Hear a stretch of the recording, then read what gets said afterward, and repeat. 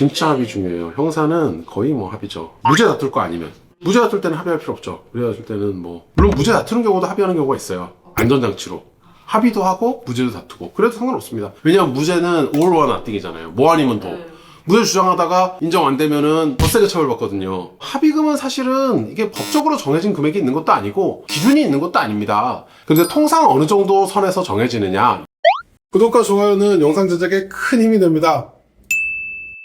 안녕하세요, 김영규 변호사입니다. 우리가 살아가다 보면 어떤 큰 일에 휘말리는 경우가 있습니다. 형사 피의자가 되는 일이죠. 형사 피의자가 돼서 조사를 받고 재판을 받게 되더라도 사실 합의만 잘하면 큰 탈 없이 해결될 수 있는 경우가 많이 있거든요. 경찰 조사 잘 받는 방법은 제가 따로 영상을 만들어 놨으니까요. 그 부분 참고해 주시고요. 오늘은 형사 합의 잘하는 방법 같이 알아보겠습니다. 형사 합의를 왜 해야 되냐면요. 사실 이건 궁극적으로는 처벌불원서라는 문서를 피해자한테 받아내기 위해서입니다. 처벌불원서라는 건 피해자와 원만히 합의를 해서 죄가 있더라도 처벌을 받는 것을 원하지 않는다라는 내용의 문서입니다. 처벌불원서를 받는 이 합의 절차에서는 통상은 돈이 오가는 경우가 많습니다. 그런데 가끔씩은 돈이 아닌 다른 합의 조건, 진정한 사과라든지 이런 걸 통해서 합의에 이르는 경우도 있습니다. 피해자랑 합의에 성공해서 처벌불원서라는 걸 받잖아요. 그리고 이 처벌불원서를 경찰, 검찰 같은 수사기관이나 법원에 제출을 하게 되죠. 이렇게 처벌불원서를 제출하게 되면 어떤 범죄는 아예 처벌을 받지 않고 사건 자체가 종결되어 버려요. 이를테면 관이사 불벌죄에 해당하는 폭행죄나 협박죄, 명예훼손죄 같은 죄가 있고요. 또는 친고죄에 해당하는 모욕죄나 사자 명예훼손죄 같은 죄가 있습니다.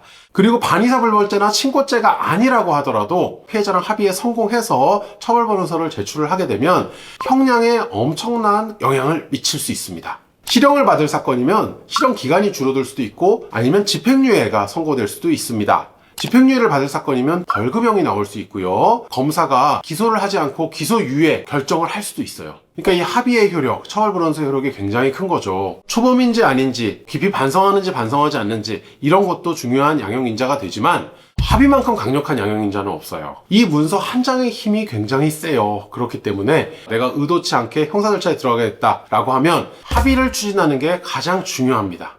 그러면 합의를 어떻게 시도를 해야 할까요? 피해자의 연락처를 아는 경우와 모르는 경우로 나눌 수 있습니다. 피해자의 연락처를 안다면, 그러니까 원래부터 알던 관계여서 그 사람의 연락처를 알고 있다면 조심스럽게 연락을 해보세요. 그래서 진정한 사과를 하시고 내가 이러이러한 사정 때문에 좀 합의를 해줬으면 좋겠다라는 의사를 정중하게 전달을 하세요.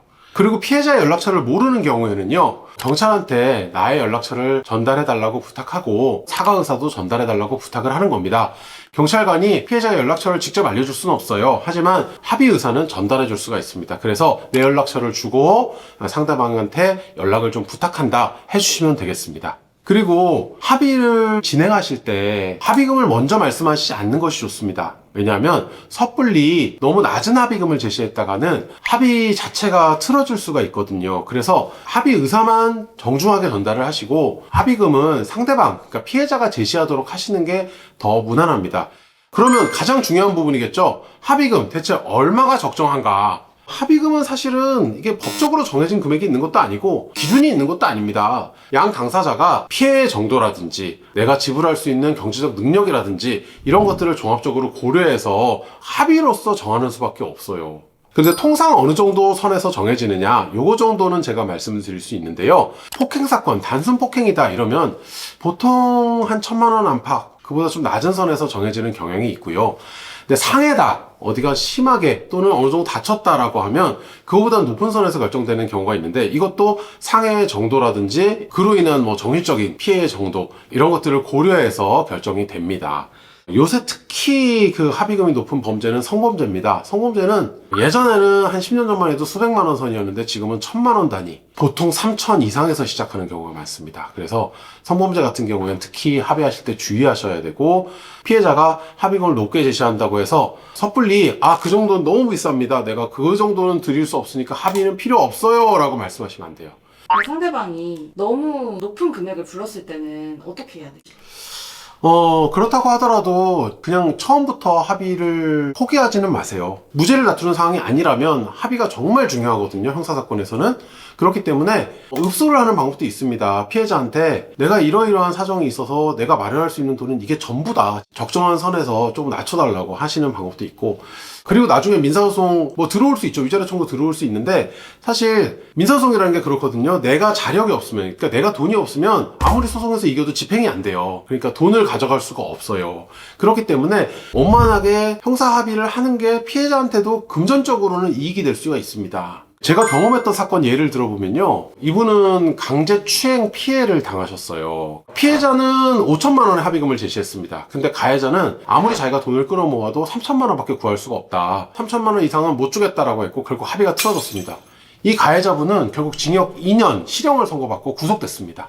근데 만약에 합의가 이루어져서 처벌불원서가 제출됐다면 어떻게 됐을까요? 저는 집행유예 가능성이 상당히 높다고 봅니다. 강제추행 사건, 이런 성범죄는 합의가 되면 형량이 많이 떨어지는 경우가 많거든요. 그만큼 합의가 중요하다, 이런 말씀을 제가 드리려는 겁니다. 합의가 중요하죠. 진짜 합의 중요해요. 형사는 거의 합의죠. 무죄 다툴 거 아니면. 무죄 다툴 때는 합의할 필요 없죠. 무죄 다툴 때는 물론 무죄 다투는 경우도 합의하는 경우가 있어요. 안전장치로 합의도 하고 무죄도 다투고, 그래도 상관없습니다. 그게 모순적인 건 아니에요. 왜냐면 이제 무서우니까. 중범죄 같은 경우에 제가 지금 하고 있는 사건 하나도 합의도 추진하고 무죄도 다투고 있어요. 실제로 무죄로 보이는 부분이 상당히 있어요. 되게 애매해요. 애매하니까 합의도 추진하고 무죄도 다투고 두 개 다 하는 경우도 있어요. 논리적으로는 모순되는 것 같지만 실제 실무적으로 그렇게 많이 해요. 그럼 만약에 합의를 하면은 처벌불원서 되는 거죠. 그러면 이제 무죄가 안 되더라도 이제 안전장치로 이제 두 개를 다 추진하는 거죠. 왜냐면 무죄는 all or nothing이잖아요. 뭐 아니면 도.